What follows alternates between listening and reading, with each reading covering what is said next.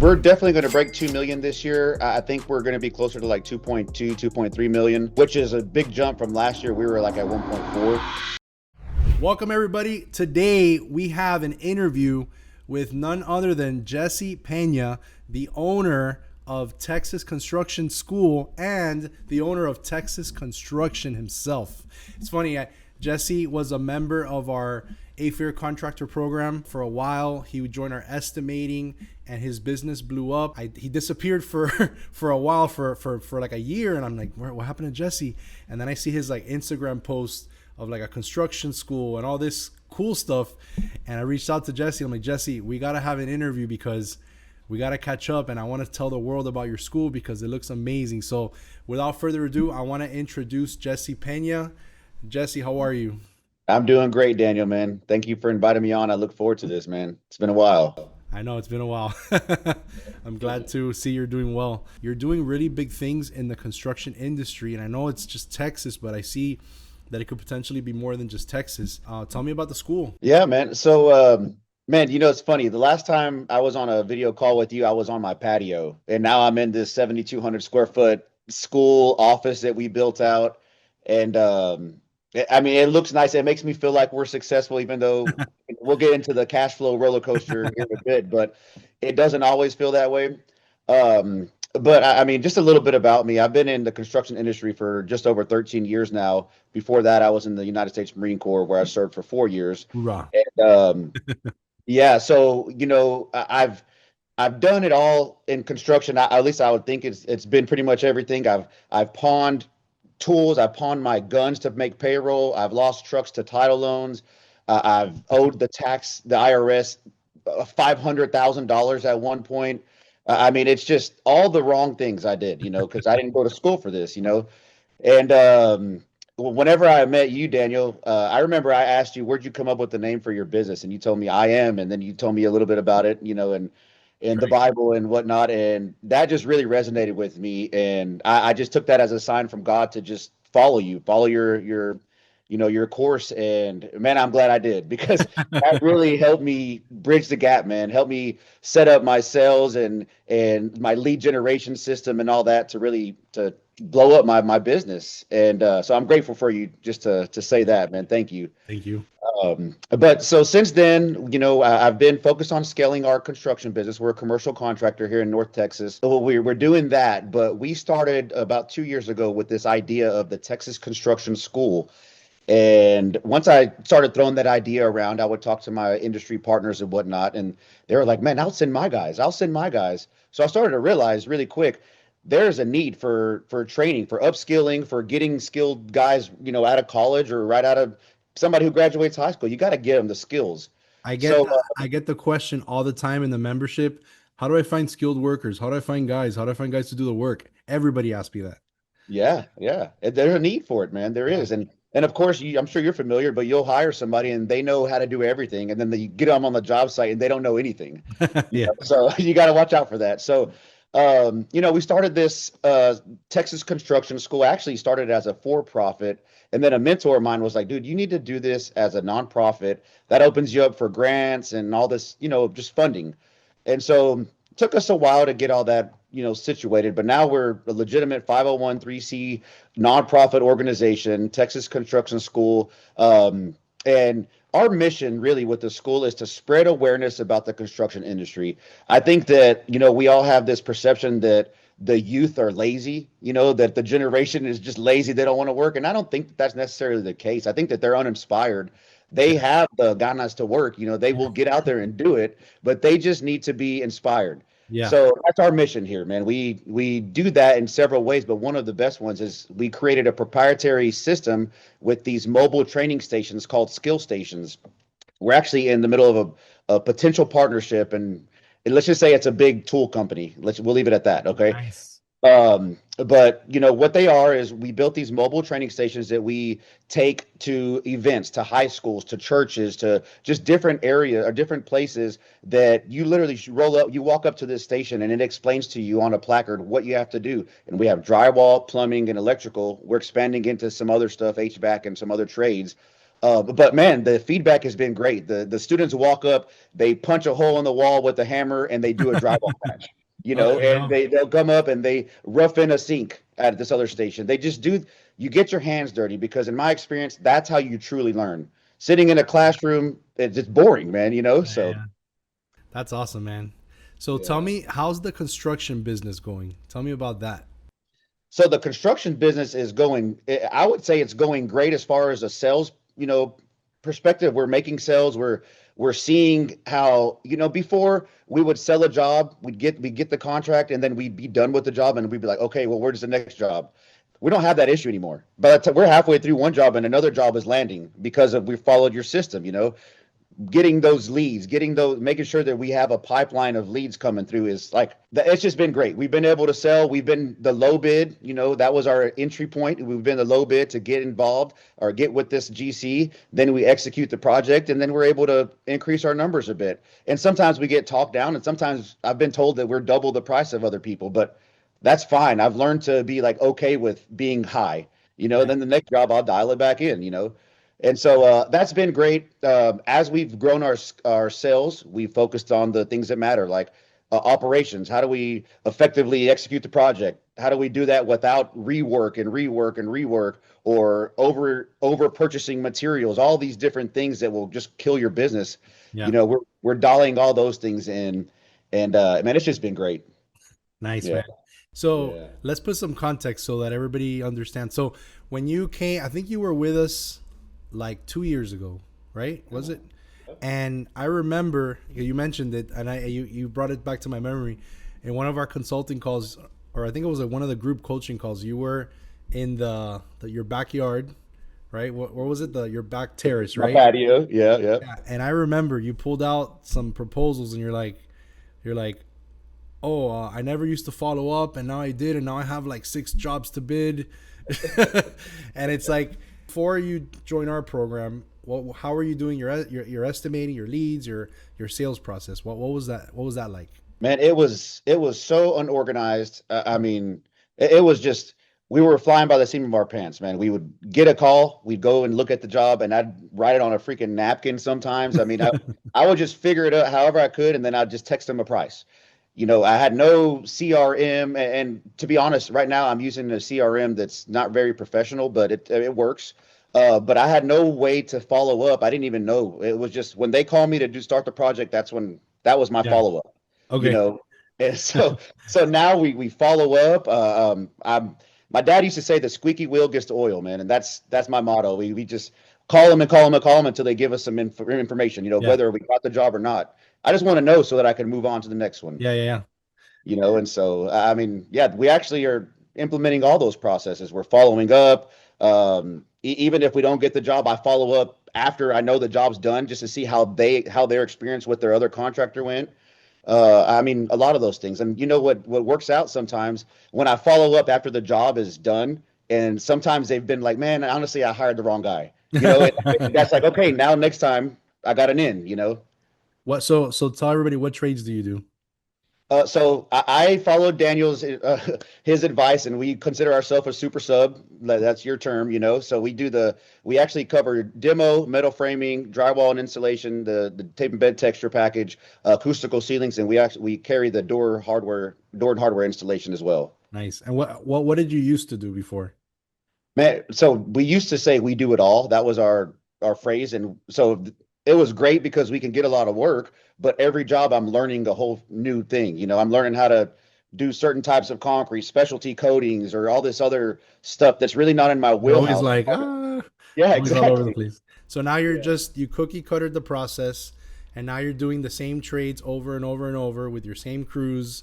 So you made it into a system. Correct. Exactly, man. Yeah, Yeah, that's the only way. Yeah. in this game, a lot of people don't realize this, but like we go into construction as builders, but then when you decide, hey, I want to start my own business, then you're like, oh, whoa, hold on a second. I gotta learn how to bid. Oh, I gotta learn how to manage people. Oh, I have to learn how to write a proposal. Wait, hold on a second. I know how to hang drywall, but I don't know how to do any of this other business owner stuff. I have to learn accounting. I Yeah. have to bookkeep. No, forget it. And Yeah. there's no school out there that that will teach you, like you're teaching the construction side, but you can go to construction management school. You can go to um, I don't know. There's no school out there that teaches you the step by step process of how to actually grow a commercial business. They have some for residential and stuff like that. Residential is pretty easy, but if you want to get into commercial, there's a lot more to it, and that's why we created the 8-figure contractor program. Because when I started in estimating, so obviously you already know my background, construct. I had a whole career in construction. When I started IM Builders, it was estimating. I didn't have any idea. I didn't have any intent to do a class, to a course, nothing. And then I started seeing these guys that were like, we would do the estimating for them, but they had no idea how to close. They had no idea how to write a proposal. They had no idea of anything on the business side. A lot of our clients. And I said to myself that we're only giving like a small piece of the pie. Estimating is it's not what you need to close the job. It's everything. You need the estimate, you need the proposal, you need the follow-up, you need the strategy, you need to know how to filter the client so you don't waste your time. I spoke with a client the other day that they bid for a specific client 90 jobs to win one, and I would have cut that by number 10. I would have cut that. So like these are the things that I see that I'm like, there's no system. So now, actually, since since the last time we talked, I made it even more formal. So now you have to build a leads cash flow system, a lead system. You have your estimating system, you have your negotiation and closing system, and then you have your construction management system. So those are the 5 systems you have to build in your company before you could scale. And then in a lot of cases, from zero to a million, you could do it as a one-man operation. But then after, once you hit a million, then you have to start getting a general superintendent, having a good estimating team in place. You have to have your office team set up, because then you can't do it all as a one-man show. You can't do it all. But how are you? So now, how are you doing your leads and your estimating? What's the process like? Yeah. So essentially, I built the pipeline, and so my inbox is constantly flooded with requests for proposals and jobs to bid. But I honestly, I've gotten to the point where I just ignore those until I have my select contractors that I work with, and I'm just making them happy, man. We're just attacking their jobs, and we haven't gotten to a point where there's no work with them. So really, they're just feeding us opportunities. I mean, Nice, we're their preferred vendor, so they send it all our way, and so nice. that I mean, I feel like everybody can do that if they. I guess this is what I'm trying to say, man. I've realized that if you're not likable as a person, doesn't matter how good your number is. You have to be a likable person, or they'll give you one job and then you're just so boring to work with, or so hard to work with. They'll find somebody else that they like, you Yeah, know. And so I'd like to think that I'm a likable person. My team, we're all very likable. I try to pick people that are likable, and that's how we train our people, our team. So, but that's really our way to we execute the job in order for them to send us another opportunity. So that's really the answer to that, man. We nice. got our group of our GCs that we work with, and we continue to just keep them happy, and they keep feeding us work. There you go. So earlier you mentioned sales are great, but that you wanted to talk about the cash flow. So Yes, tell me yes. about, because this is a big topic, a big issue for a lot of contractors, is the issues of cash flow. Usually it's more so an issue for the subcontractors because they're financing the jobs. So tell me about a couple challenges or. Yeah, I mean, the cash flow thing, it's really tough to deal with because you find yourself in this cycle where you get a big check in finally, you waited 90 days for it, you get this big check in, and then you have to pay all your vendors and you're left with nothing again. You're just like, well, how am I going to float myself to the next phase? So what that really did was this cash flow roller coaster we've been on.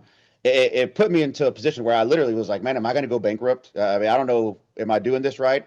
So you get into a situation where you have to take out loans. You have to, either you take out a loan with the SBA or you take out these MCA, these merchant cash advance loans and stuff that they take out money every week from your account. I mean, you just get into this cycle where it's Yeah, very stressful. it's like a vicious cycle. Yes, yeah, So one of the things that we started doing a few months ago actually is because I heard so many people stressing over the cash flow thing. So I found this resource, it's the SBA Lender Match. So the U.S. Small Business Administration, they will match you with a bank so you could get a line of credit. And now what I'm teaching our guys to do is you get a line of credit to finance your labor, and then you get credit terms with your suppliers like net 30 or net 60 so that they give you more time to pay.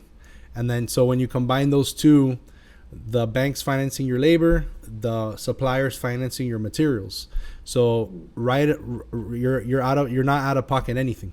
So the money is in the job, but these guys are fronting you basically the resources to do the project. Does that make sense?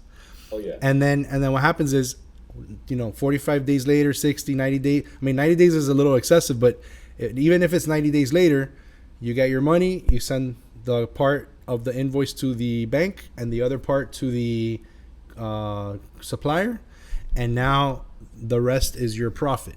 But technically, you're profiting day one because you're not coming in as a deficit. Typically, what happens in most cases is you do job number one, and then you're in 3 months before you get a check. But then if you do your sales right, you're gonna get another job shortly after. So you got to go in another 3 months before you get a check. And if you're still doing the estimating, you get job number 3, and now you're hundreds of thousands of dollars in where, yeah, they owe it to you. It's an asset, but who cares if it's called an asset? It's not in your bank account. You know what I mean?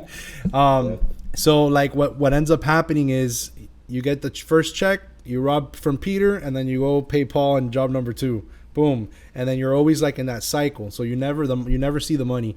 I had a client that told me he was making $2 million a year in sales, and he was broke. Yeah. So the SBA, what they do is they'll match you with the banks. Typically they're small banks, like local banks, and they're backed by the SBA. And the line of credit is different than a loan. A loan, you have to, you get a term like 24 months, and you got to start paying the principal and the interest. The lines of credit, they'll say, Jesse, here's $100,000 to use, and your minimum payment is just interest only. So it's like a credit card. I need 20 grand this month to pay my guys. You pull it out, you pay your labor, boom, and then when you get your check in, you send it back, and your only cost is interest. And then at the end of the day, it's a cost of doing business, right? And it makes it where the money's on your side, not theirs. And another thing you can do too is, did we ever work on schedule of values with you? Like organizing a good schedule of values? We did, right? Yeah. So I front loaded. Yeah. The F word. It's the F word. You front load and you put like 10% I always did this, 10% mobilization. And then I'll do like layout, since we're talking about framing and drywall, layout, and then drywall labor, framing labor, framing materials, drywall labor, drywall materials. So I would break it up into like really little pieces, and then I would move money from the things that are happening at the end of the job closer to the front, like 20% of the contract. So then when you combine that strategy with the financing strategy, you're almost gonna be ahead. Oh, and then you bill aggressively. So if you're at 20%, you bill 40%. Yeah. And then unless they go out there with a tape and measure, and nobody's going to do that, they're not going to be able to challenge you. And that's it. And then in a lot of cases, as soon as you get your first check or maybe the second check, you're ahead. You're not negative anymore. Yeah, I like that. Yeah, one of the processes or the procedures that we've started implementing now is just a standard thing is as we invoice, we follow up in a week. Say I have net 45 terms with the GC. I'll follow up in a week and give them an option to pay it early and give them like a 2 to 5% discount depending on if I need the money or not.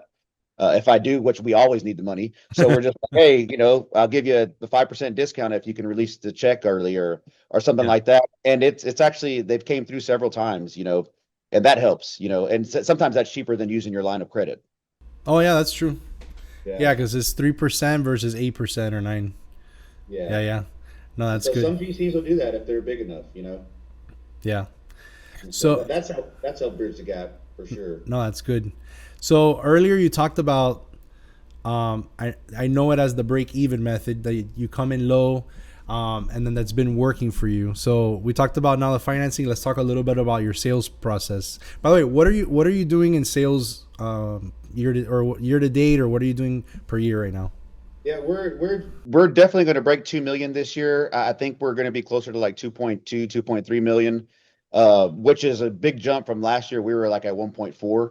And uh, that's because in 2022 we had a complete reset. We were doing $2 million a year prior to 2020. But we just had some stuff go on within the business that kicked us back, and we were down by, I can't even blame it on COVID. It was just some internal. Yeah. But Yeah. we've got down to about 5 to 600,000 a year, and we're back up to 2 million now. And I would like to be closer to 5 million by next year, but I think that because of the cash flow roller coaster, that's going to be pretty challenging to scale that fast. But I don't know. I'll let my coach tell me. What do you think? No, if you implement the SBA line of credit and you do the credit terms, what happens is, let's say they give you 100 grand to start. As you get a history with the bank, you call them up and you say, "Hey, I need more." Okay, here's 200 grand, and then eventually I need more. Oh, here's I don't know, half a million, and then you keep increasing. They want to remember the bank's business is to give you money, and for them it's not really a risk because they make, I think it's like one, like they only need like they have whatever there's, what's the number, it's, they basically make money out of thin air and they loan it to you. So it's like they only have to carry, I think, like 10. They only have to have like 10% of the money in their vaults. The So fractional banking system. Yeah. yeah, so basically the money comes out of thin air and they loan it to you, and hopefully you pay them back. It's kind of like the philosophy. Now, the challenge that most people have is the sales part.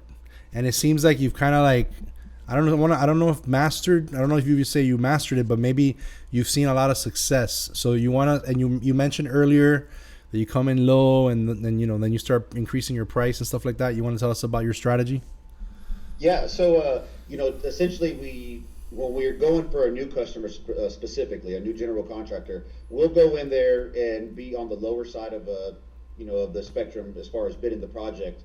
And then once we get in there, maybe we do one or two projects with them. We execute it. I mean, I would say that really how you execute is crucial on this system. Though you have to show them what you're about. If they're gonna, accept your bid and you're the low bid and you completely botch the job, they're not gonna give you another one. So Yeah. you got to go in there. You got to communicate, man. That's like one of my big things I tell my team: communicate, over communicate. Follow up every day and let them know, even though they're seeing the progress. Let them know.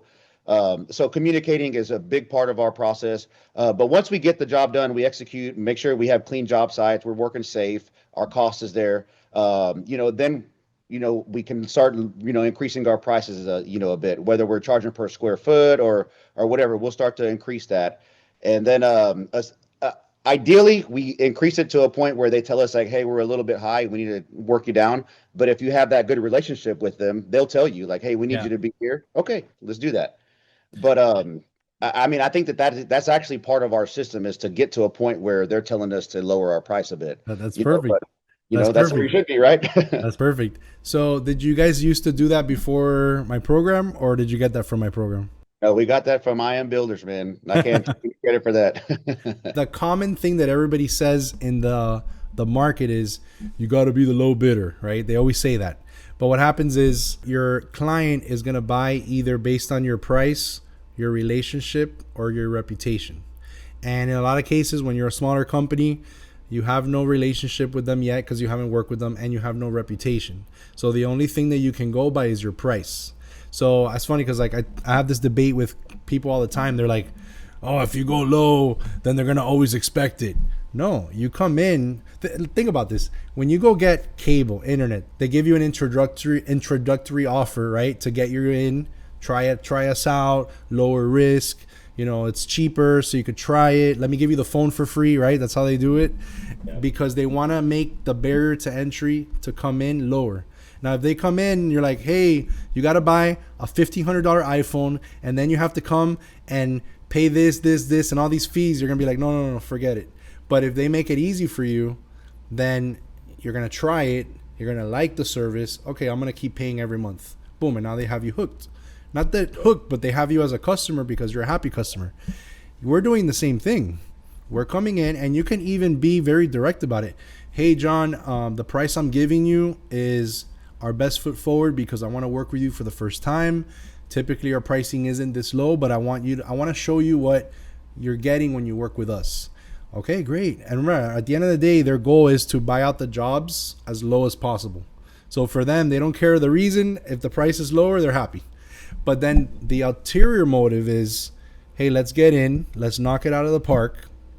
Let's show them what we got, because when the next job rolls around, every GC is looking for, in your case, your client is a GC, every GC is looking for a sub that's professional, that shows up on time, that has the crew, that isn't going to cry about money, that is, all that stuff. And they don't want the guy that doesn't show up, the guy that's always has bad craftsmanship, the guy that always has a problem. They don't want that. They want somebody that's just going to show up. That's why they're subcontracting you. Like, just come and do the work and don't bother me. You know what I mean? If you start bothering them too much, then they're like, man, I should have just gotten my own guys to do it. Like, why am I going to sub you? So if you come in and your stuff is professional and you know your stuff and you do everything right, they're going to marry you. They're going to want you on the next job. And then the strategy is, you try raising your prices little by little by little, but at that point you've already done several jobs with them. And one of the things I always say is that, you know how they say that relationships get better through trials and tribulations? What more of a trial and tribulation is there than a construction job? Right? Yeah. It's like a battlefield. You go through a bunch of stuff there. I have a friend of mine. He's a painting contractor. He's doing $8 million a year. He told me a story once. One of his clients, I think it was an apartment building, and the GC got into a bind with the scheduling where he had scheduled the carpet guys for the next morning, but the doors didn't come in time, so they were behind on the paint. And my friend Rodrigo said, he's the owner of the company, he tells the GC, hey, don't worry, I'm going to make sure all these doors are painted before 7 a.m. before the carpet guys show up. So he had his guys work overnight. I'm sure he had to pay them double time to finish the doors, because the GC screwed up ordering them late, and then they got them installed late. So he basically helped out the GC so they could keep the schedule. And those are the things that they remember. Oh, yeah. They remember, hey, man, this guy backed me up. When I really needed help, he was there for me. You know what? And they will give you at least the, hey, Jesse, look, your number's kind of high. Like, at least they'll give you the last look. They give you that inside information to help you. You know what I mean? Yeah. So that's good that those are the things that the GCs are looking for, and if you could provide that, they don't mind paying more money. Yeah, I mean, I like to. We talk about this in our meetings with the team, and it's like, what can we do to make this relationship not so transactional? That has been like our focus. Like, of course, when you get down to the bones of it, it is transactional. We're providing a service, and you're paying us for it. But if we can make it more personable, we're direct. This is another thing we learned from you guys, but we deal directly with the people who make these decisions now. We're dealing with the project coordinators, the project managers. The owners of these general contracting companies are taking me to lunch and stuff to make sure that they like us, that we align. And so when you get to that point in building that relationship with them, making it less transactional and more of like a, hey, you can count on me. That's like, that makes or breaks it, man. So now they're more inclined to send us more leads, to give us the preferred, option. If they want to, hit a certain price point, they can say, hey, lower your price by 10% and you got the job. Versus, hey, this guy just does what his contract says. He never goes above and beyond for us. He's not there to make sure we deliver a good project. He just wants his money, Yeah. So, yeah, all that really does go into it, and it helps, solidify that relationship. Yeah, at the end of the day, we're in an old school business. People forget that because you have computers and cell phones and all that now, and it makes it easy to just text and follow up and stuff like that. But we're in an old school business where you got to see each other face to face. And in a lot of cases, the guys that run construction jobs are the older generation. So when you do talk to them, they're not like, we're millennials, right? I'm 38. How old are you? I'm 37, man. There it is. You We're got right there. you're old, bro. So I know I'm gonna look at the white hairs, and look, no more hair. Oh man. You still got your head of hair there. Yeah, I got a little bit. So our guys are the project managers, but in a lot of cases, the big bosses that make the big decisions, in a lot of cases, are still the 50-year-old guys, the 60-year-old guys that have been doing this for 30 years, and we still those guys don't. They're not digital people. They're shake hands, show up, old school. You know what I mean? Yeah. And our industry tends to be in general, even with our generation, it's a little bit more old school in the way that business is handled on the commercial side. I mean, think about this. You're asking these guys to give you a $300,000 contract or $1 million contract in some cases. You think you're going to do it through please see attached PDF. You know what I mean? Yeah. It's not going to happen. Exactly. I wouldn't want to give that to somebody that I don't even know them. Yeah. Yeah, I will say this, the follow-up, that is such an important thing, man. I hope your viewers or anybody that you coach actually takes that and runs with it because last year I bid a job, it was a $500,000 job, and usually I bid it, and if I don't hear back in a couple weeks or whatever, I wouldn't follow up before. I started following up, and I followed up every month, man, on this job. And sure enough, they got it. I got the job. I knocked it out over the summer. It actually was over $600,000, and we did it in 3 months, and so Love it. it was a great job. And I mean, we made some good profit on it. It's just it's tied up in accounts, Yeah, receivable. So, yeah, yeah.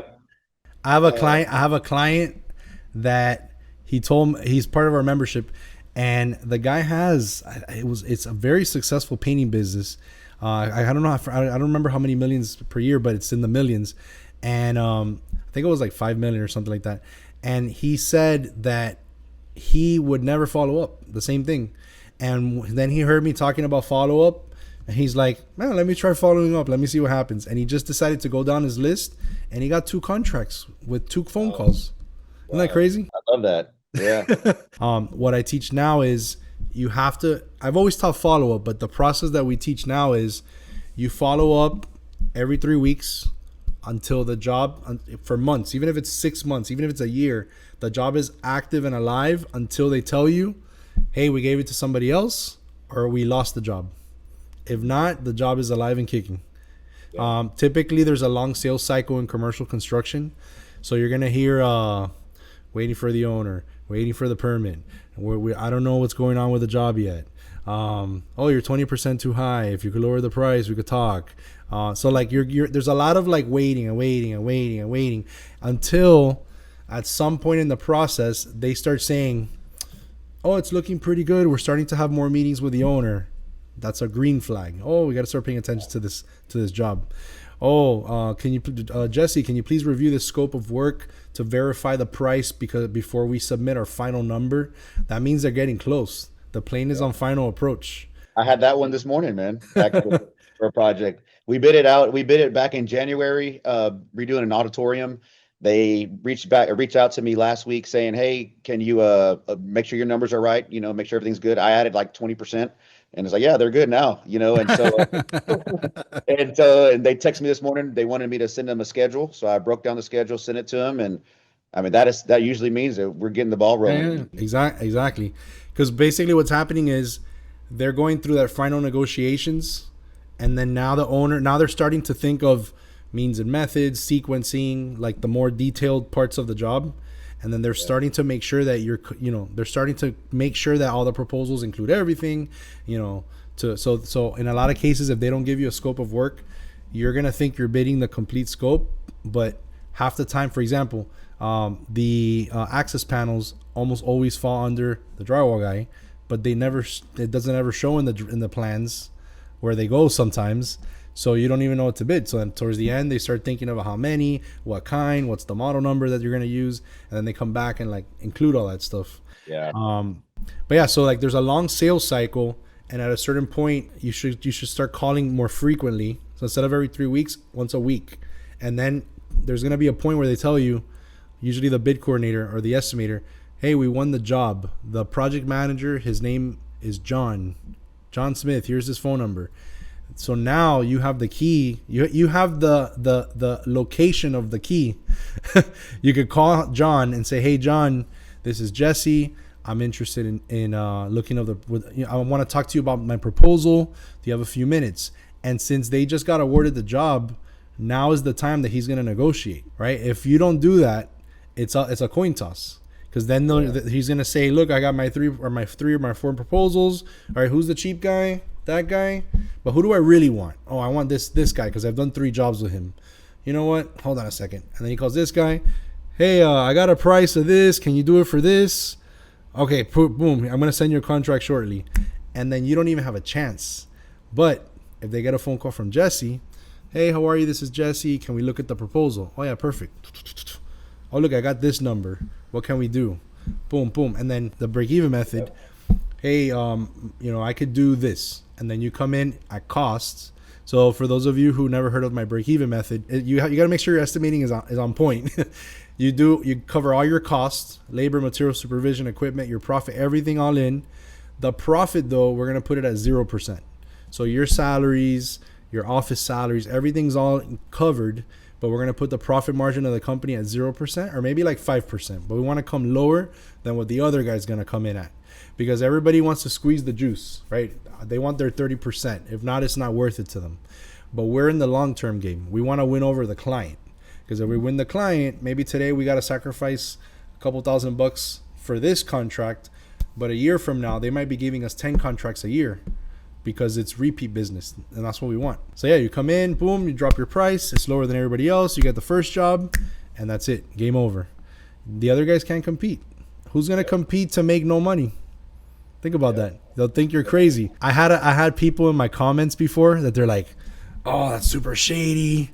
It's people like you that make the construction industry shady, blah, blah, blah. Because there are people that will come in under cost and then they change order the crap out of the people.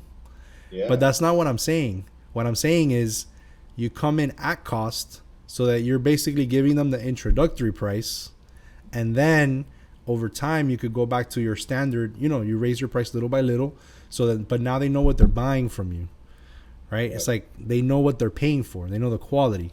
And in construction, it's hit or miss. You could pay a lot of money and the guy sucks, or you could pay a little bit of money and the guy might be great. So at the end of the day, it's not you get what you pay for. It's you get what you get. And we're in business to make money. I mean, it's we have to charge more to make money. I mean, that's just the way it is. That's reality. Yeah. And so you could charge more, or you charge moderately and you just get more volume of work. Because at the end of the day, you can't just charge more and more and more and more, because there's a point that you're going to exceed the kind of like the cap. Like they're not going to pay more for this. So you're capped there. So the only thing you could do is just win more volume of work, which is bidding more for more clients, and you're just repeating the same process but with other clients. Yeah, exactly. Hey, I got a question for you, man. How do you feel about a $0 change order? Do you ever use that or? Yeah, that's like for if you have a really like a contract that, are you saying like because you have to extend the time frames and things like that? Or so what I've done, I haven't used it very often because I don't want to come off as I don't want to come off as confrontational to my customer.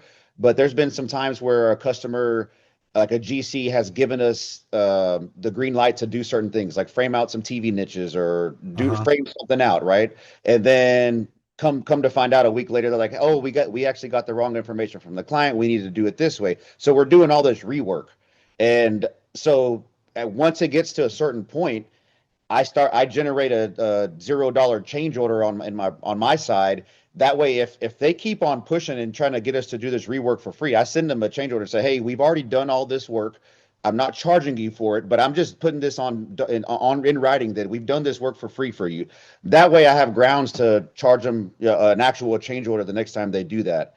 And it's only came up on jobs that are, there's a lot of moving parts and stuff, but I've done it in order to protect myself, just to pretty much getting in writing that we're doing a bunch of rework for this customer and we're not charging them for it. So that way, when they come back and ask us to do it again, we're like, hey, man, we've already done it for free. So. What I've done is I'll make a draft change order, but I don't send it to them.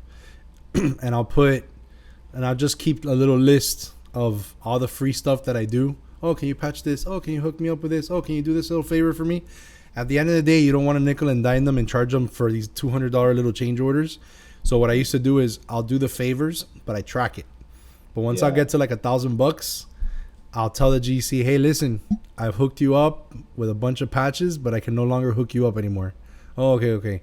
And then my process was I didn't do anything on TNM. I hate TNM because then they end up wanting to negotiate it out or negotiate it down at the end of the contract, and then they try not to, they want to pay you half, or they want to use it to sweet talk you into the next. Like they might want to say like, hey, look, if you cancel this change order, I'll give you the next job or whatever. They do that with TNM sometimes. So I had a policy that was, in order for us to do any extra work, you have to have a signed change order. Can you give me an example? Because I'm trying to understand why you would do the zero. Like you did some work and then they told you incorrectly, so you redid it. But why are you doing that work So like free in the first place, though? what's that? Why are you doing that work for free in the first place? Is it a lot? So, well, so like let's just talk about this situation. So we're renovating this entire building, and there's 10 TV nooks that we're building out. We're framing them, drywall, tape and bed texture, and then they're gonna install a TV in there. That's Okay. contract work or that's change order work? It's already contracted. It's a part of our original deal. They gave us the wrong measurements, the wrong dimensions for the TV that they were actually provided with these measurements by the customer. So they pass them on to us. We go and we frame everything out. We get it all done, and then they're like, "Hey, it needs to open up. It needs to grow by 3 inches all the way around, or something to that nature." So we have to go back and reframe it. Well, if the customer gave those dimensions, then it's easy grounds to say, hey, here's a change order to redo this work. Here you go. Correct. So the GC made the mistake though. They told us to go ahead and go without confirming that those were the final dimensions. So the GC made the mistake. Oh, okay. So your dilemma is, do I want to help them out or not? Exactly. So I generated a $0 change order, and I just put on all the stuff that we did, because I mean that's 10 TV niches. We're talking 5K or something like that. It's not just a couple $100. So I generated it for $0, and I held on to it, and they kept asking me to do these other things. Like for instance, we skim coated all the walls in a corridor. They forgot to take off the signage. So we skim Oh, coated around the signage, and then afterwards they're like, hey, we got to get new signage, and the new signs are smaller, so there's more rework. And they're asking me to do that, and now I'm like, hey, I have this $0 change order that I never gave you, but here it is now. I've already done this rework for free. If you want me to do this, I can't do it for free.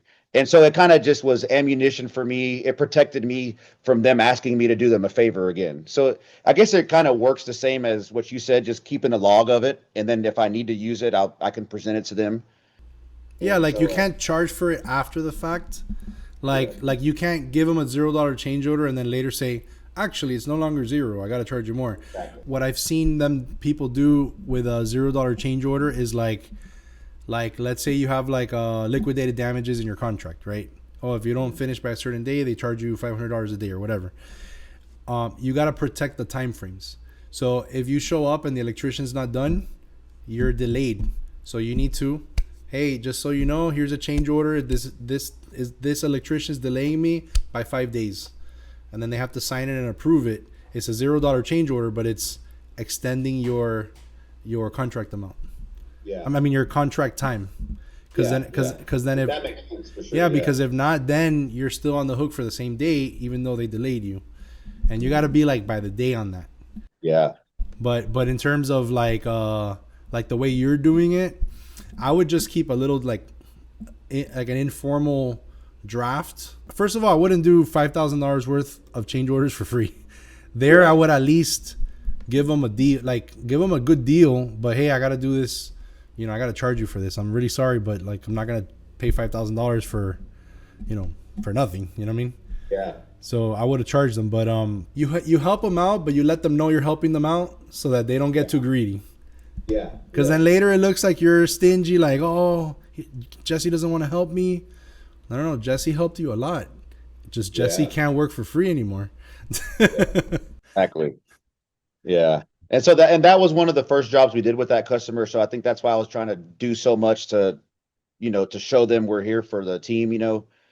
And so, I mean, ideally we don't do anything for free, but that's Yeah. just.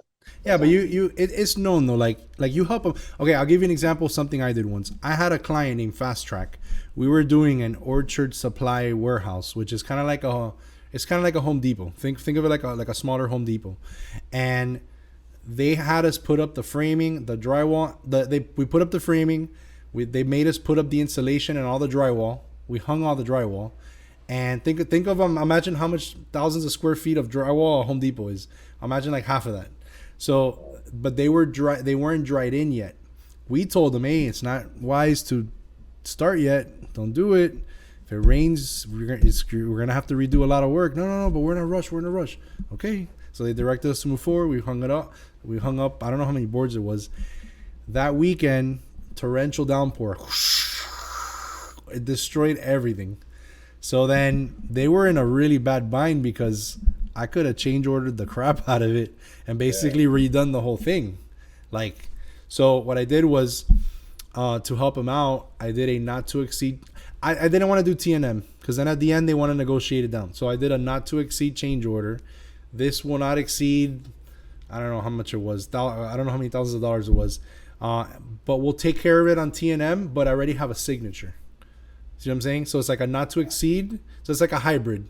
I have a Yeah. signature of this much, so you already signed and approved it, and then I'm backing it up with the T&M tickets that you're approving, so that nobody later can say, "Oh, that superintendent didn't have authority to sign the tickets." You know what I mean? Yeah. Because they do that too. Oh, Yeah. that's not a real superintendent. He's an assistant. He can't sign the tickets. They try to be sneaky. Have they ever done that to you? Yeah. Yeah. Both of those that's happened to me on another job, and then the roof wasn't dried in like 2 months ago. That same situation happened to me. The roof we drywalled. They wanted us in there. We started taping bedding. Then it rains. The roof wasn't dried in. Of course, they stopped us. They're like, "Hey, we got to cut open all the walls." I mean, all that stuff. The everything you just explained happened. Yes. So It's funny. They rush so much so that when something happens, they got to stop and go back, and it takes 3 times as long. yep. Always, it's always like that.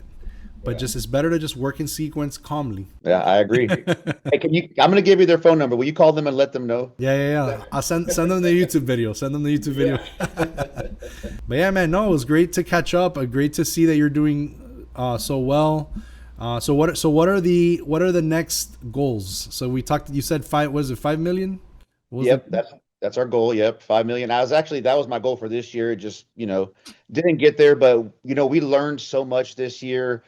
I mean, we're actually analyzing. I'm actually stepping into the CEO role, and this is another thing that you taught me. You told me one day, you're like, Jesse, you need to have somebody like your brother or somebody out in the field running the jobs, and you need to do whatever you can. Essentially, I don't need to be working at all. I mean, you didn't say it exactly Air like that, traffic but I need controller. exactly. The air traffic controller. If you think of the operations of an airport, the head boss that he has the final say is the guy looking at the little radar screen, and then he Yeah. directs all these planes. Like Miami International Airport, when I see it, it's like every 2.5 minutes a plane lands, and it's like if there's any delay here, all those planes have to get rerouted, and so. But the air traffic controller doesn't fly. He doesn't do any luggage. He doesn't do any cleaning. He doesn't do any like us as business owners. We want to do everything. We want to do the drywall. We want to do the supervising. We want to do the accounting. We want to do it all. But then you end up being bad at everything. But then in the airport, you got the air traffic controller. He's just directing everybody. You're able to work on the business, not in the business. Yeah. Yeah, and that's another thing I thank you for, man. That has helped me, and it's also given me the confidence because when you're in the field doing the work for so long, and then you pull away, you feel like I would feel like, man, the guys think I'm lazy. They Yeah, yeah, yeah, yeah. Of don't want course, to work for me that's how it because they feels. think and so And some of them um, probably do, but yeah, it is what it is. You've yeah, you've you've yeah. promote you've been promoted to a higher level.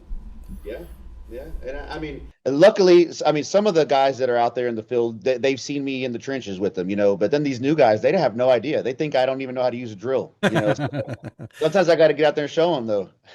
No, no, it's funny. Like when you do have to get down and dirty, and you're like, ka ka ka ka ka ka, ka," and they're like, Yeah, oh, the boss knows how to do it. That actually yeah, commands a yeah. lot of respect. And so, I mean, I will say I have a unique business because not only are we, scaling our commercial construction company, but my guys see us with the school, and when we have events, I try to get some of them involved. So I've had them here with instructor shirts.